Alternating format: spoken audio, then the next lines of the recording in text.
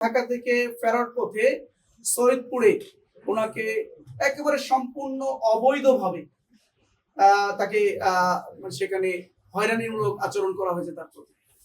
দেখুন, একজন ব্যক্তি তার ব্যক্তিগত টাকা তিনি নিয়ে আসবেন, এটারে বিমানবন্দরে বিমানে আসবেন, ট্রেনে আসবেন, নাকি উনি বাসে আসবেন, না কিভাবে আসবেন, এটা তার ব্যক্তিগত বিষয়।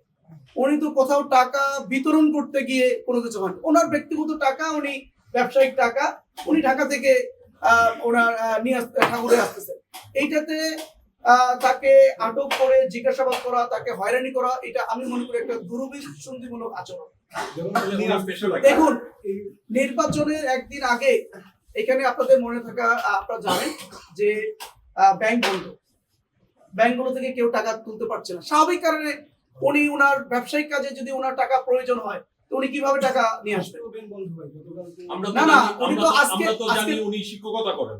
উনি শিক্ষকতাও করেন, আমরা শুনিনি যে উনি ব্যবসার সাথে জড়িত। উনি একজন শিক্ষক, পাশাপাশি ওনার বাসায় আমি যতটুকু ওনার ফ্যামিলির সাথে কথা বলেছি, ওনার বাসায় একটা গার্মেন্টস আছে।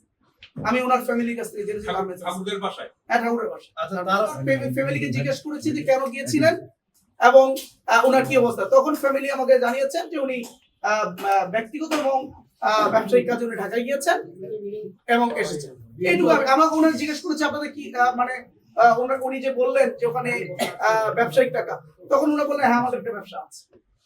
আর সবচেয়ে বড় কথা হলো, এটা যদি অবৈধ হতো, উনি তো বিতরণ করতে গিয়ে কোথাও ধরা পড়েনি, ওনার ব্যক্তিগত টাকা আনতে গিয়ে।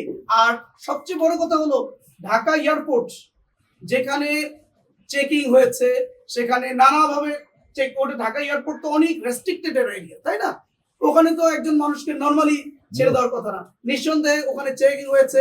আমি যতটুকু জানতে পেরেছি এখানে, যে ওখানকার দায়িত্বরত যারা আইন শৃঙ্খলা বাহিনী, তারা এটাকে লিগ্যালিটি দিয়ে ওনাকে ওখান থেকে মানে ছেড়ে দিয়েছে। ওখান থেকে উনি ঠিকই যথারীতি সৈয়দপুরে আসছেন।